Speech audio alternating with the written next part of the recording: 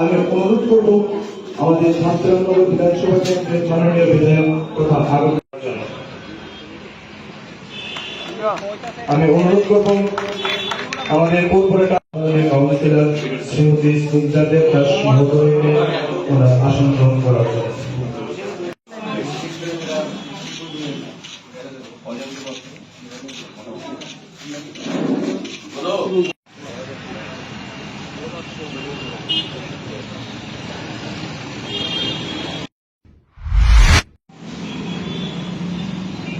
তো বিবেকানন্দের আদর্শে অনুপ্রাণিত হয়ে আমরা সারা ভারতবর্ষের সমস্ত যুব সমাজ গঠন রাষ্ট্র গঠনে আমরা এগিয়ে এসেছি এবং আমরা লক্ষ্য করেছি যখন স্বাধীনতার সময় যুবকরা ছিল একটা চালিকা শক্তি স্বাধীনতা আন্দোলনে, সেই যুবকরাই রাষ্ট্র গঠনে সক্রিয় অংশগ্রহণ করে। আমি বলবো যে এই ধরনের অনুষ্ঠানের মাধ্যমে সারা দেশে সারা রাজ্যের সঙ্গে শহরে সচেতন ক্লাবও বিশেষ উদ্যোগ গ্রহণ করেছে জাতীয় যুব দিবসকে সামনে রেখে। তো নতুন এবং বর্তমান প্রজন্মের কাছে স্বামীজির চিন্তা ভাবনা দিশা এবং ওনার বাণীকে তুলে ধরার কাজ হচ্ছে আমাদের এই ধরনের অনুষ্ঠানের মাধ্যমে। যেটা বিবেকানন্দ আজকে থেকে অনেক বছর আগে যেটা সারা পৃথিবীর কাছে ভারতবর্ষের কাছে আবেদন এবং উনি যে চিন্তা থেকে দিয়েছিলেন সেই চিন্তার পথে কিন্তু ভারতবর্ষ এখন চলছে এবং আমরা চলার চেষ্টা করছি। কাজে ওনার এই দিনটিকে স্মরণীয় করার জন্য সূর্য তরুণ ক্লাব কিছু সেবামূলক বা অন্যান্য কর্মসূচি গ্রহণ করেছে, তার এই অঙ্গ হিসেবে আজকে এই রক্তদান উৎসব।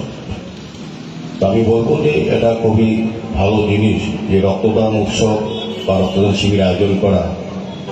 আমরা জানি যে আমাদের রাজ্যে 12টি সরকার অনুমোদিত ব্লাড ব্যাংক আছে এবং 2টি বেসরকারি ব্লাড ব্যাংক।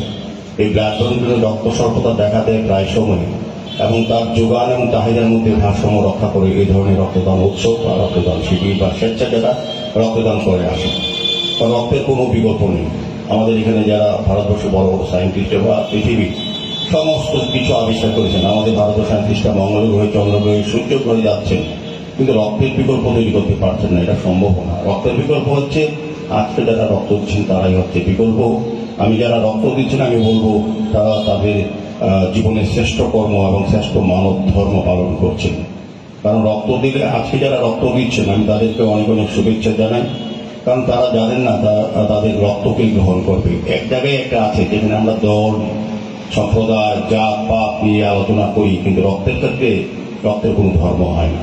আজকে যারা রক্ত দেবেন, যারা দান করছেন বা যারা গ্রহণ করবেন, তারা কোন জাত, কোন ধর্ম, কোন রাজনৈতিক দলের সঙ্গে যুক্ত এটা কিন্তু জানে না।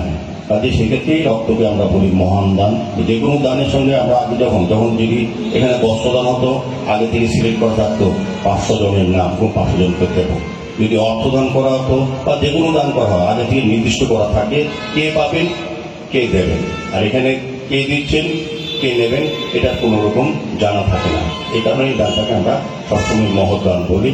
এবং আমি বলবো যে আজকে যারা রক্ত দেবেন শুধু মুমূর্ষু রোগীকে একজনকে বাঁচাবেন এরকম নয়। এই রক্তের থেকেও 3-4টা উপাদানও অন্যান্য রোগীকে বাঁচানো যায় এবং যারা আপনি রক্তদান করবেন বা করছেন তারা যেমন অন্যকে বাঁচানোর জন্য রক্ত দিচ্ছেন, অন্য পরিবারকে রক্ষা করবেন, পাশাপাশি নিজেরাও কিন্তু সুরক্ষিত আছেন কিনা, স্বাস্থ্য ভালো আছে কিনা সেটা জেনে নেওয়ার সুযোগ কিন্তু আজকে আছে। মানে আমি শুধু বাঁচাবো এরকম না, নিজেকে রক্ষা করার জন্য কিন্তু আজকে একটা এই রক্তদান উৎসবের মাধ্যমে কিন্তু নিজেকে না রে, রেজিস্ট্রি করে বিয়ে করব। গয়নাগাটি কিছু হবে না রে। দিদিকে আর কত চাপ দেব বল? দিদি আমার জন্য অনেক কিছু করেছে। আর না এই তোর সাথে পরে কথা বলছি, রাখছি। দেখ তো পছন্দ হয়েছে কিনা। চল ড্রেসিং টেবিলে চল।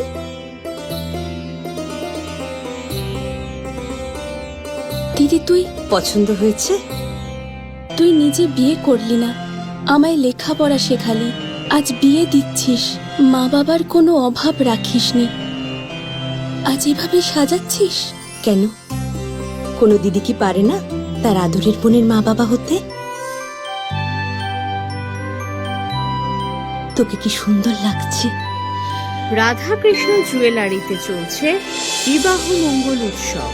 বিয়ের গয়নার প্যাকেজ মাত্র 1 লক্ষ টাকা থেকে শুরু।